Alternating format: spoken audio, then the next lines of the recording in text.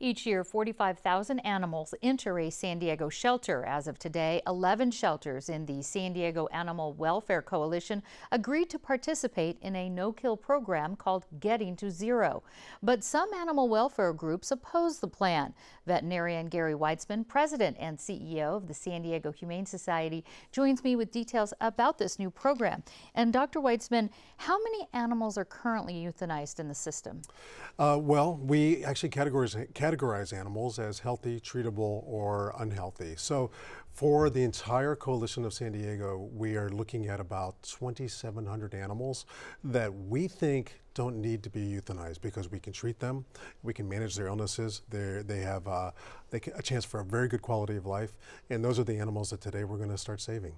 And some animal shelters, some of the animals there at the shelter, as you mentioned, will still be euthanized. So yeah. What's the criteria there under this program? Yeah, and that's a really difficult thing. You know, when we use the term getting to zero, we use it because we specifically do not like the term no-kill, because no-kill is misleading, and it sets apart shelters that may not have the resources that we do in San Diego. So for us, the getting to zero refers to really those animals who are healthy and who are treatable and who can actually get into homes. But there's a small percentage of animals that are either too unhealthy to be placed or too aggressive. So that's why there will never be no euthanasia.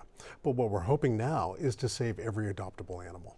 And PETA and a couple of other animal welfare groups, they are opposed to this idea, this no-kill idea or getting to zero program, because they say that it can cause overcrowding and possibly diminish care in the shelters. So how do you handle overpopulation then? Yeah, that's a really good question. Actually, PETA, I think, is certainly very happy about saving as many lives as possible. But what they want is those lives to be quality lives. Here in San Diego, we're really lucky. We're a very progressive community.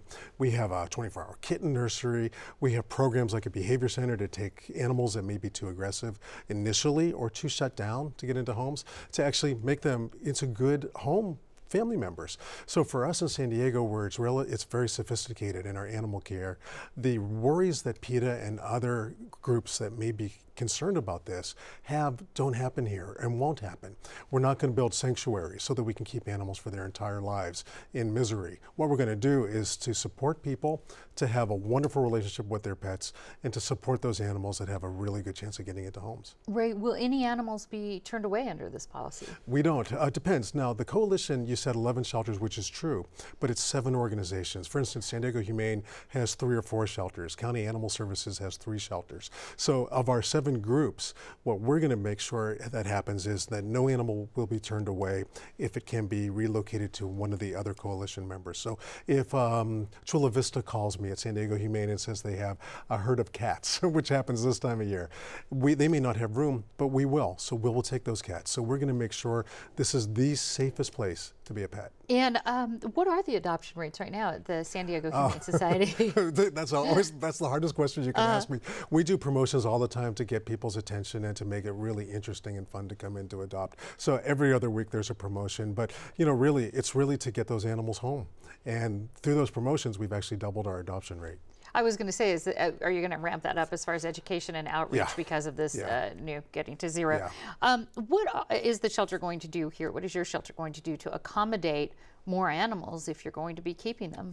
Right. We're looking at our length of stay on those animals, and we're looking at lots and lots and lots more fosters. So if there's anything I could ask the public to do, if you have a week or 2 weeks, help us by fostering an animal in need. That frees up more space in the shelter, and it really makes it a community effort to save these lives. Are you going to hire more staff, build more housing? Well, we probably not, because what we're hoping is that the numbers of animals will go down each year. So we don't want to build more housing. We want to be more efficient users of the housing that we've got. What we're really doing, this answers your question, is we are together making sure that among our 7 shelters, we have room for every animal in need. And when we don't have room, we're going to ask a partner shelter here to take that animal from us. And that's the whole way this is going to work. How is this program being funded? Oh, it's all private donations. It really is. We have some city contracts through our different cities, but mostly it's private donations. All right, veterinarian Gary Weitzman, thank you so much. Thanks. All good talking to you.